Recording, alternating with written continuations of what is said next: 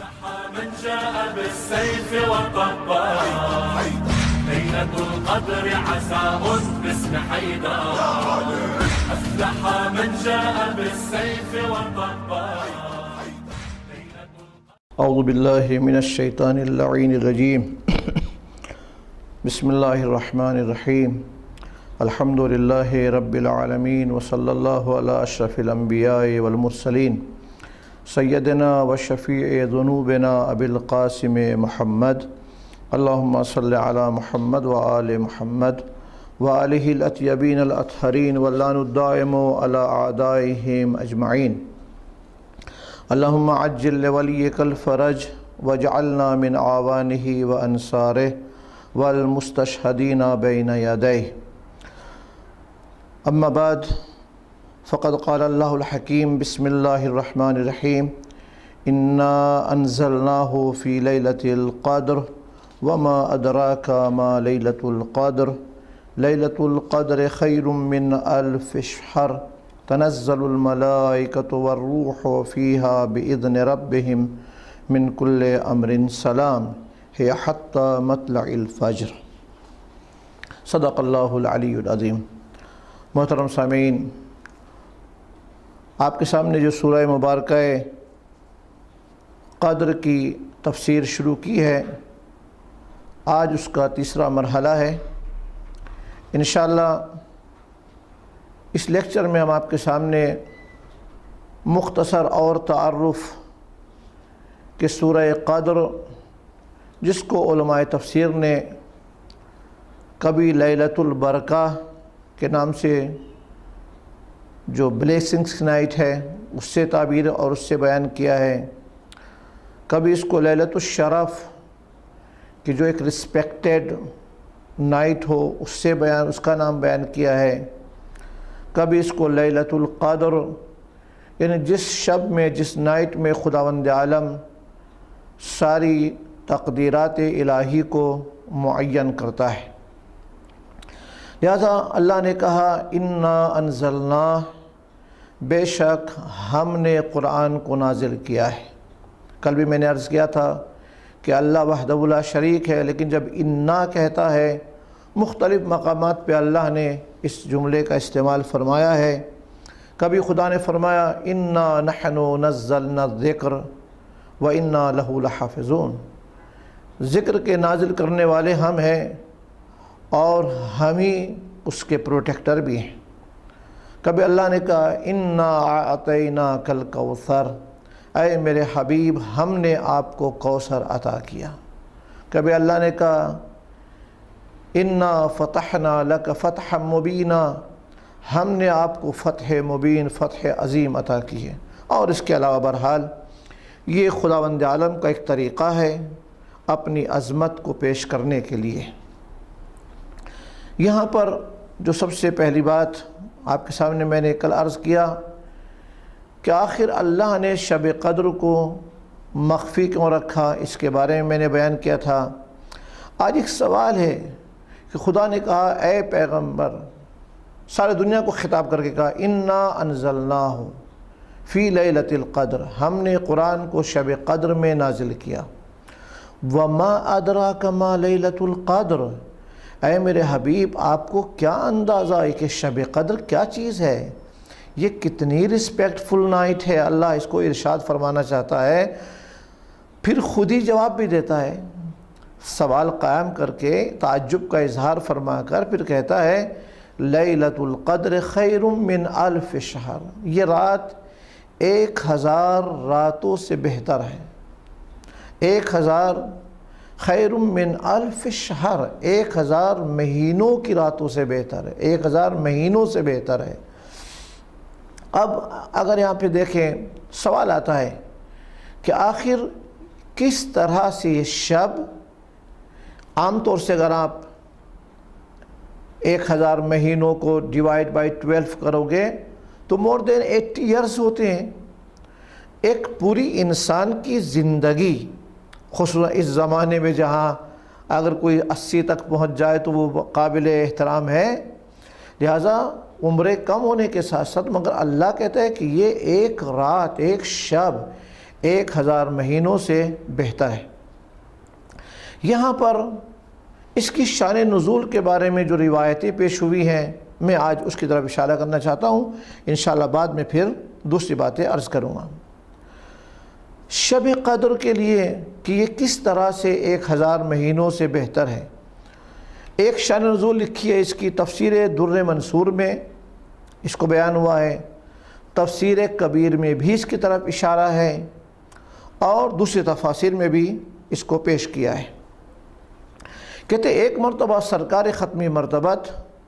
اپنے اصحاب کے درمیان بیٹھے ہوئے تھے، اور ظاہر سی بات ہے آپ کا دورہ تبلیغ، آپ کا کام کار تبلیغ، ہر وقت ارشاد و ہدایت میں آپ لگے رہتے تھے، اور اصحاب کو متوجہ کرنا چاہتے تھے کس طرح وہ اللہ کا تقرب حاصل کر سکتے ہیں، کس طرح وہ اللہ سے زیادہ قریب ہو سکتے ہیں۔ تو آپ کو تو پورا علم تھا کائنات کا، جب سے جناب آدم آیا اس سے پہلے سے اور قیامت تک آپ کے پاس علم تھا، تو آپ نے فرمایا کہ بنی اسرائیل میں ایک انسان تھا کہ جو انسان 1000 مہینوں تک، یعنی اس انسان کا ایمان کتنا سٹرونگ تھا، وہ کتنا زیادہ اللہ کی راہ میں جہاد کرنے کو محبوب رکھتا تھا، اس طرف آپ نے اشارہ فرمایا کہ ایک انسان بنی اسرائیل میں 1000 مہینوں تک اس نے بدن پر لباس جنگ کو، لباس جہاد کو زیب تن کیا، اس نے جنگ کا لباس جو ہوتا ہے اس کو پہنا اور عبادت الہی کرتا رہا۔ ایسا نہیں کہ لباس جنگ پہن لی تو عبادت چھوڑ دی ہے، عبادت بھی کرتا رہا، 1000 مہینوں تک وہ لباس پہنا رہا، صرف اس آمادگی کا اظہار کرنے کے لیے کہ کم مجھ کو چانس ملے اور اللہ کی راہ میں جہاد کر سکوں۔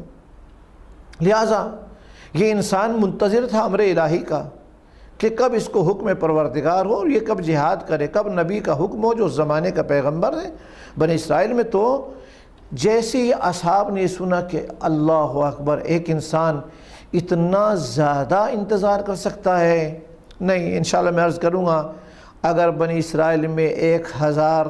مہینے جہاد کا لباس پہن کے انتظار کر سکتا ہے تو یہ امت پیغمبر بھی کسی ولی خدا کا انتظار کر رہی ہے، انشاءاللہ یہ بعد میں عرض کروں گا۔ لہذا سال ہا سال گزر گئے مگر ہماری انتظار کی گھڑیاں باقی ہیں، ہم انتظار کر رہے ہیں انشاءاللہ۔ اور جس طرح وہ بنی اسرائیل کا فرد لباس جہاد پہن کر، جنگ کا لباس پہن کر آمادہ تھا، ہم کو بھی ہر وقت اسی طرح اپنے امام کے لیے آمادہ رہنا چاہیے۔ اس لیے کہا افضل اعمال امتی انتظار الفرج، اس لیے میری امت کا بہترین عمل، جو سب سے زیادہ قیمتی عمل ہے، وہ آخری حجت کا انتظار ہے۔ بہرحال یہاں پر جب اصحاب کرام نے سنا کہ اتنا چاہنے والا تھا جہاد فی سبیل اللہ کوئی انسان، تو انہوں نے تعجب کا اظہار کیا اور ساتھ ساتھ میں تمنا کا اظہار کیا، یہ وش ظاہر کی کہ کاش ہم کو بھی یہ فضیلت نازل ہو جائے۔ تو اللہ نے سورہ مبارکہ قدر کو نازل کیا کہ وہ 80 سال کا ثواب جو اس نے 1000 مہینوں تک لباس جنگ پہن کر اللہ کی بارگاہ میں حاصل کیا ہے، اگر تم سچے امتی ہو، صحیح امتی ہو، صحیح پیغمبر کے اطاعت گزار ہو تو تم ایک شب میں عمل کرنا۔ خداوند عالم یہ ایک شب اس 1000 مہینوں کے ایکول نہیں ہوگی۔ ایک شب جو ہے جو بنی اسرائیل کا عبادت کرنے والا تھا، بڑا فرق ہوتا ہے ایکولیٹی میں اور سپیریٹی میں۔ یہاں پر جو اللہ نے کہا، یہ نہیں کہا مثل ذاک اللہ، مثل ذاک الشہر، مثل ذاک اس طرح ہوگا جیسے وہ بنی اسرائیل میں عابد تھا، نہیں، اللہ نے کہا خیر من الف شہر، بلکہ 1000 مہینوں سے بہتر تھا۔ اس کے بعد جو دوسرے شان نزول کی طرف اشارہ کیا ہے،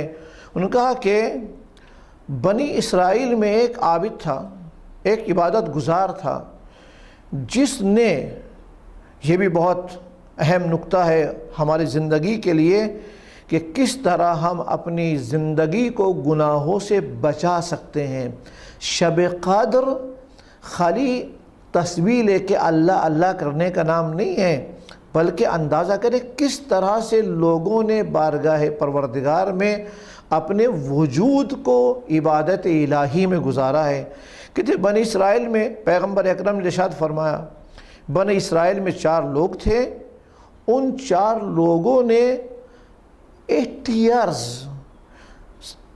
80 سال تک اللہ کی عبادت کی۔ عبادت کرنا الگ ہے، لوگ شاید 100 سال بھی عبادت کر سکتے ہیں، 200 سال بھی کر سکتے ہیں اگر عمر مل جائے، لیکن جو دوسرا پوائنٹ اس حدیث میں امپورٹنٹ ہے بہت زیادہ ہمارے لائف کے لیے، وہ ہے کہ انہوں نے 80 سال تک پروردگار عالم کی بندگی کی، عبادت کی، لیکن بغیر کسی گناہ کے۔ ان 80 سال میں انہوں نے کوئی خدا کی نافرمانی، کوئی خدا کی معصیت، گناہ انجام نہیں دیا۔ جیسے ہی اصحاب کرام نے یہ بات سننے کے بعد جو ہے وہ فوراً بے قرار ہو گئے اور اس بات کی آرزو کرنے لگے، اے کاش ہم کو بھی ایسی توفیق الہی مل جاتی تاکہ ہم بھی اللہ کی بارگاہ میں عبادت کرتے، بارگاہ الہی میں اپنا وقت گزارتے۔ تو کہتے اللہ نے سورہ مبارکہ قدر کو نازل فرمایا، یہ آیت مبارکہ جو ہے اس میں نازل ہو گئی۔ یہ ایک پہلو تھا اس کا جو میں نے آپ کے سامنے عرض کرنا چاہتا تھا کہ اس کی شان نزول، یا ایک اور بھی جو تفسیر کبیر میں بھی اشارہ ہے کہ پیغمبر اکرم نے اپنے اصحاب کے درمیان یہ بیان فرمایا کہ جس کو علامہ طباطبائی رحمۃ اللہ علیہ نے بھی تفسیر المیزان میں نقل کیا ہے، تفسیر کبیر میں بھی یہ بات موجود ہے اور دوسری تفاسیر میں بھی موجود ہے، کہتے ہیں پیغمبر اکرم نے اپنے اصحاب کے درمیان، یہ عجیب بات ہے، یہ در منصور سے بھی نقل کر رہا ہوں ابھی، کہتے ہیں اریتو بنی امیہ یصعدون منبری، بہت قابل غور یہ پوائنٹ ہے۔ اللہ کا نبی فرماتا ہے کہ مجھ کو خواب میں یہ دکھایا گیا، یہ مجھ کو بتایا گیا کہ بنی امیہ میرے منبر پر چڑھ رہے ہیں، جو بات مجھ پر بڑی گراں گزری، فشق ذالک علیہ، یہ بات مجھ پر بڑی ڈیفیکلٹ گزری کہ میرا منبر کہاں اور بنی امیہ کہاں۔ یعنی ایک وہ جو جس کے قلب مبارک پر قرآن مجید کا نزول ہوا ہے، جس کے ہاں آیت تطہیر کا نزول ہوا ہے، جو طہارت مطلقہ کا حقدار ہے، ایک وہ کہاں، اور بنی امیہ کی نجاستیں اور ان کے نجس بدن جو ہے، لہذا کہاں وہ، لہذا اللہ کے نبی نے جیسے ہی یہ دیکھا کہ میرے منبر پر بنی امیہ چڑھ رہے ہیں اور یہ مجھ پر گراں گزری، تو پروردگار عالم نے سورہ مبارکہ قدر کو نازل کیا میری تشفی کے لیے۔ اور اس کے بعد پھر آپ اندازہ کریں، تو اس کا مطلب یہ ہے کہ اللہ کے نبی کو، جو میں آپ سے عرض کرنا چاہتا ہوں یہ ہے، اللہ کے نبی کو اپنے منبر پر ایک لمحے کے لیے بھی یہ بات گوارا نہیں ہے کہ بنی امیہ یا بنی امیہ کے صفات والے افراد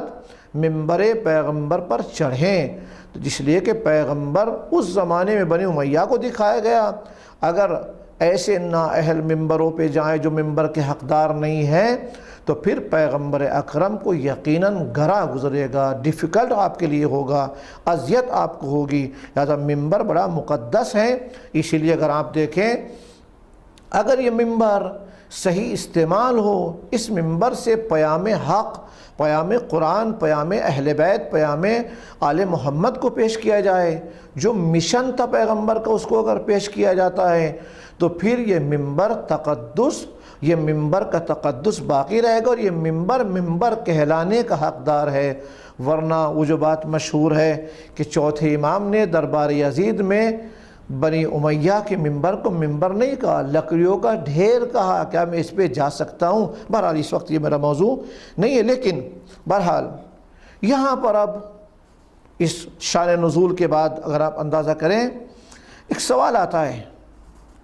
کہ یہ جو رات ہے، جس شب، آیا یہ شب قدر صرف زمانے پیغمبر کے لیے تھی یا آج بھی شب قدر پائی جاتی ہے؟ کیا قیامت تک شب قدر رہنے والی ہے؟ علماء تفسیر نے اس پر کچھ لوگوں کا نظریہ ہے کہ صرف نزول قرآن کے وقت یہ شب قدر کہلانے کے حقدار ہے، تو ان کے اعتبار سے شب قدر آج نہیں ہے، لیکن اجماع امت مسلمہ جمہور کا نظریہ یہ ہے کہ نہیں، ایسا نہیں ہے، بلکہ یہ شب قیامت تک رہنے والی ہے، جیسا کہ اس پر باقاعدہ احادیث میں، ایک حدیث میں آپ کے سامنے ابھی حضرت ابو ذر غفاری جو بہترین پیغمبر کے صحابہ کرام میں سے صحابی ہیں،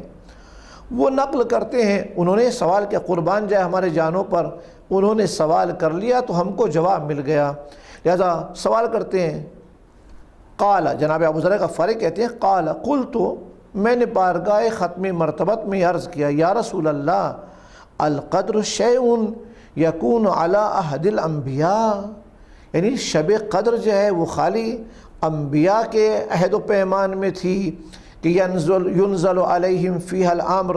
کہ امر الہی ان پر نازل ہوتا تھا، فاذا مضوا رفعت، اور جب وہ چلے گئے تو پھر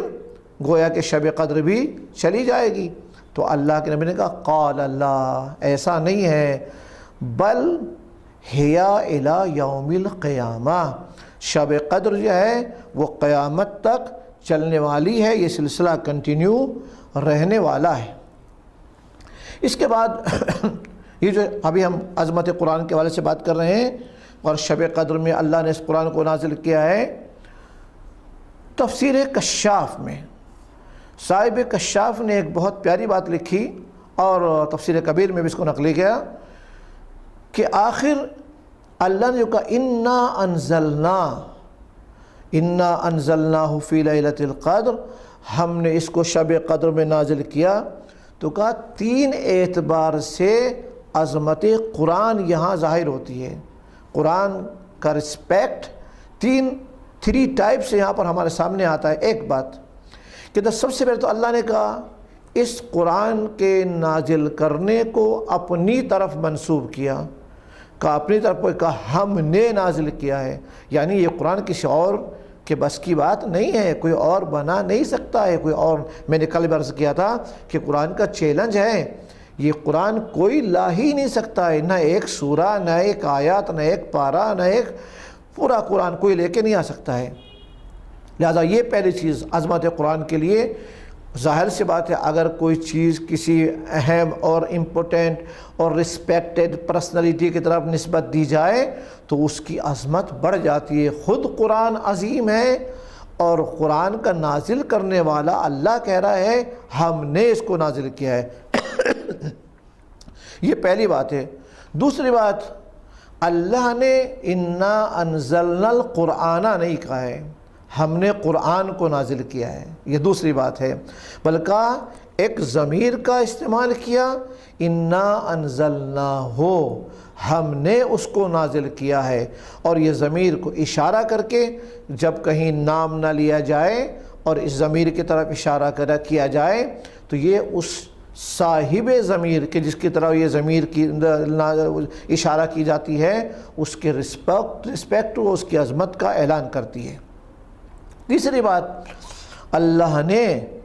جس وقت میں جس ٹائم میں قرآن کو نازل کیا اس کو عظیم بنا دیا، رفع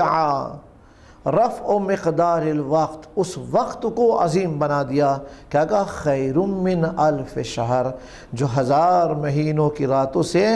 بہتر ہے۔ بہرحال یہ اس کی تعظیم کی طرف اشارہ تھا۔ اب یہاں پر ایک سوال آتا ہے کہ خداوند عالم نے اس قرآن مجید کو جو شب قدر میں نازل کیا ہے اور اس کو خیر من الف شہر کہا ہے، آخر کیوں کس وجہ سے یہ خیر من الف شہر؟ میں نے شان نزول بیان کری، یہاں پر میں ایک اور روایت کا سہارا لیتے ہوئے آپ کو اس کی عظمت کی طرف اشارہ کرنا چاہتا ہوں، اور یہی آخری روایت ہوگی اس بیان میں آج۔ کہتے قال امام الباقر علیہ السلام، آپ سے سوال ہوا، یا مولائی و سیدی و آقائی، کیسے یہ ایک شب 1000 مہینوں سے بہتر ہو گئی ہے؟ تو وہاں پر شب کی بات نہیں ہے، مولا نے کہا والعمل الصالح فيها من الصلاة والزكاة وأنواع الخير خیر من الف شہر لیس فیہا لیلۃ القدر، کہ وہ عمل جو اس شب میں، وہ عمل صالح، وہ نیک عمل جو اس شب میں انجام دیا جائے. ایگزامپل دیا مولانا نے، من الصلاۃ مثلا وہ نماز ہو، والزکاة یا زکوٰۃ ہو، وانواع الخیر یا کوئی بھی عمل خیر اس شب میں اگر انجام دیا جاتا ہے، خیر من الف شہر، تو وہ 1000 مہینوں سے بہتر ہو جاتا ہے. کون سے 1000 مہینوں سے بہتر؟ لیس فیہا لیلۃ القدر، جس میں شب قدر نہ ہو. بہرحال انشاءاللہ ہم کل آپ کے سامنے عرض کریں گے کہ شب قدر کا ارتباط اور کنیکشن ہمارے امام کے ساتھ کیسے ہے. یہ بات بہترین طرح سے اہل بیت اطہار نے اشارات اور روایات کی شکل میں ہم کو بیان کیا ہے، اور ہمارے لیے ضروری ہے اصل شب قدر، روح شب قدر، جان شب قدر وجود امام برحق ہے. انشاءاللہ اس پر ہم کل آپ کے سامنے گفتگو کریں گے. وصلی اللہ علی محمد وآل محمد وعجل فرجہم. پروردگار ہماری عبادت کو قبول فرما، ہماری اس خدمات کو قبول فرما، توفیقات میں اضافہ فرما، بیماروں کو شفا عطا فرما. اے اللہ جہاں پر بھی شیعان اہل بیت پریشان حال ہو، ان کی جان مال آبرو عزت کی حفاظت فرما، پریشانیوں کو دور فرما، غیبت امام میں مراجع کرام کی حفاظت فرما. اے اللہ تیری عظمت کا واسطہ زیادہ امتحان نہ لے، آخری حجت کے ظہور میں تعجیل فرما. ربنا تقبل منا انک انت السمیع العلیم برحمتک یا ارحم الراحمین. اللہم صل علی محمد وآل محمد وعجل فرج. من جاء بالسيف والطبال ليلة القدر عساء باسم حيدر. أفلح من جاء